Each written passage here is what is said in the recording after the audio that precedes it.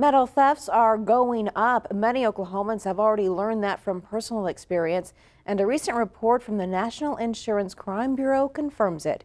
Stealing copper is a crime that threatens public safety. An Oklahoma City businessman has developed an innovative approach to deter the thefts and maybe save lives at the same time. These shiny strands of metal are an all too inviting target for criminals. With prices above $3.50 a pound, thieves are stealing copper wherever they can find it. Oklahoma City Police Inspector Martin Stupka says even brass grave markers and bronze tombstone urns aren't safe. It's a crime that carries little risk of getting caught. Usually it's vacant houses that are for sale, old box buildings, like your Home Depot or Lowe's if they went out of business, and they're vulnerable because the alarm system's off, electricity's off. They can sneak in there. They could spend hours inside stripping all the copper out. Electrical substations can also be victimized. Some of these substations do store copper wire at the substation, complete on the roll, and that's a perfect target for them. Get in, get out quick. And that you're looking at close to 700-800 pounds of copper.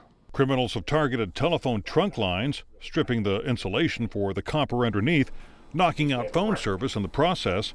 Cell phone towers are susceptible, with thieves stealing air conditioners that keep sensitive equipment cool.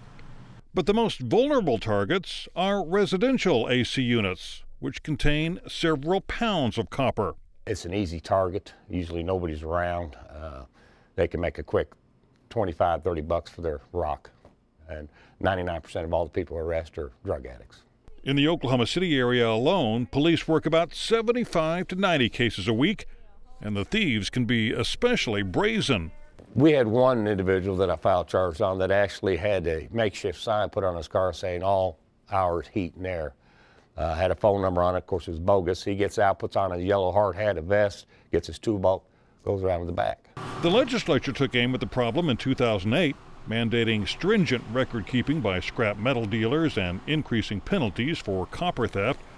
The law requires metal recyclers to make a photocopy of the driver's license of anyone selling copper and record the license number of their vehicle. That's why we work with recyclers, and they're working with us. They'll call us. When they have a question, they'll call us. If they have an individual, there was some copper that's questioned about where they got it. But they're supposed to be able to show a receipt where they got the copper from, unless they're, like I said, exempt or licensed heat and air.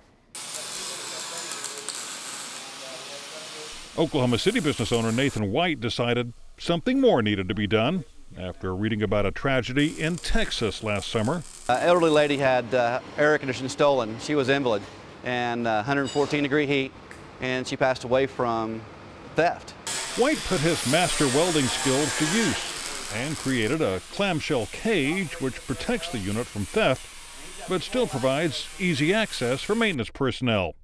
White says most people don't realize how easy it is to render an unprotected air conditioner useless. This is a daylight crime. They're pulling right in a white truck, a white van, something that looks presentable, getting out, looking okay, like they have a uniform shirt on, walking right in the backyard, and in 4 minutes they're cutting the lines, venting the Freon, loading it up, and they're gone. Venting the refrigerant into the atmosphere also has a major environmental impact. It's 1,805 times worse than carbon dioxide on the environment, the impact is. So it's 1,800, every time you cut one, say there's 20 a week going on, or say there's 10 a week going on in Oklahoma City. Well, that's Oklahoma City. That's not Dallas, Houston, Tulsa. You add that up, and that environmental impact's probably pretty big. White admits someone who's really determined can still defeat the cage, but it will take them a lot longer. And that's what we go for. They're looking for low-hanging fruit. They're looking for the one that takes them 3 minutes to get in. It's going to take them 10 to 15 minutes, 20 minutes without tooling, if they can even get in this. The cage isn't cheap, but compared to replacing an air conditioner, it's a bargain. They start about $495 for a basic small unit installed, and they can go up to $1,200, depends on how big your unit is. Now, to replace your air conditioner, you're starting at about $2,500 for the basic bottom-of-the-line unit. He's already sold about 300 cages, which has allowed him to expand his business. We've hired up to 10 guys. We have 10 guys working right now. We're actually working with the VA hospitals a little bit in their Friendship House program, trying to give some guys some opportunities to come through and learn a trade, and maybe give them a skill they can take on down the road with them. Putting a cage around an air conditioner isn't the only way to prevent copper theft. Home security companies offer systems to protect AC units, triggering an alarm and notifying police when copper thieves tamper with the unit.